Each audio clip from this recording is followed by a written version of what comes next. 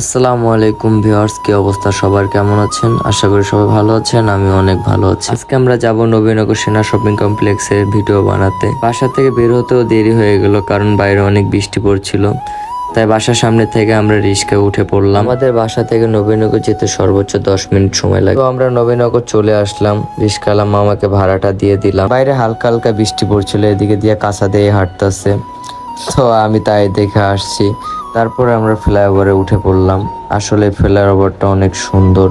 এদিকে নিশির বয়ফ্রেন্ড চলে আসলো, তাই নিশি অনেক খুশি। চলে আসলাম আমরা সেনা শপিং কমপ্লেক্সে। তো তারপর আমরা লিফট দিয়ে দোতলা চলে যাই ভিডিও বানানোর জন্য। তারপর লিফট দিয়ে চলে আসে আর আজকে সে নিশি ফাইজা। বাইরে অনেক বৃষ্টি পড়ছিল আর এদিকে শুরু হয়ে যায় ভালোবাসা। মনে হয় অনেক ভালোবাসে সবাই, যে যার মতন ছবি তুলছিল। বৃষ্টির ওয়েদার আমার কাছে ভালো লাগে না, আপনাদের কাছে কেমন লাগে অবশ্যই জানাবে। তারপর বৃষ্টিতে ভিজতে ভিজতে সন্ধ্যা চলে আসে এবং বয়ফ্রেন্ডের লগে চিপায় থাকার কারণে নিশি তাকে মারছিল।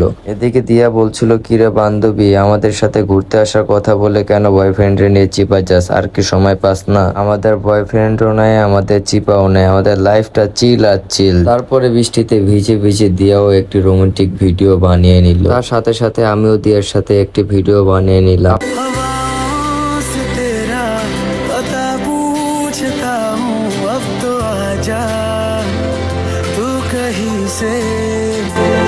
বৃষ্টিতে ভিজে ভিজে রোমান্টিক ভিডিও বানাতে যে আমাদের সবাই ঠান্ডা লেগে যায়, তাই ভাবলাম পাঁচতলা যে আমরা সবাই চা খাই। যারা সেনা শপিং কমপ্লেক্সে ঘুরতে আসবেন তারা এই মামার হাতের চা একবার ট্রাই করে দেখতে পারেন। যে এই মামার হাতের চা একবার খায় তারও আবারও খেতে মন চায়। ঠান্ডার ভিতরে চা খাওয়ার আসলে মজাটাই অন্যরকম।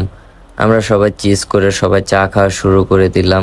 ওয়েদার ঠান্ডা ছিল তাই আজকে চাটা বেশি মজা লাগছিল। তারপরে চা খাওয়া শেষ করে আমরা লিফট দিয়ে মার্কেটের নিচে চলে যাই। এদিকে দেখি বৃষ্টির ভিতর কে জানি একটি ছাতা রেখে গেছে। টানটানো উত্তেজনা, জীবন কি পারবে ছাতাটি চুরি করতে? এমন ভাব করছে জীবন কিছুই জানে না। এদিকে ওদিকে তাকিয়ে জীবন চলে আসলো আমার কাছে। তারপরে ছাতার মালিক এসে ছাতা নিয়ে যায়, তাই কষ্টে জীবন তার ভালোবাসার মানুষকে গোলাপ ফুল দিয়ে প্রপোজ করে। ও ভালোবাসা দেখলে মন জুড়িয়ে যায়। তারপরে বাইরে বৃষ্টি থাকার কারণে আমরা হালকা খাবার দাবার এনে খাওয়া শুরু করি। ভালোই কাটছিল আমাদের সময়গুলো, সুন্দর ছিল আজকের দিনটাও। তারপরে হালকা বৃষ্টি থামার পরে আমরা বাসা যাওয়ার উদ্দেশ্যে রওনা হই। আজকের ব্লগটি ছিল এই পর্যন্ত। তো সবাই ভালো থাকবেন, দেখা হবে নেক্সট ভিডিওতে।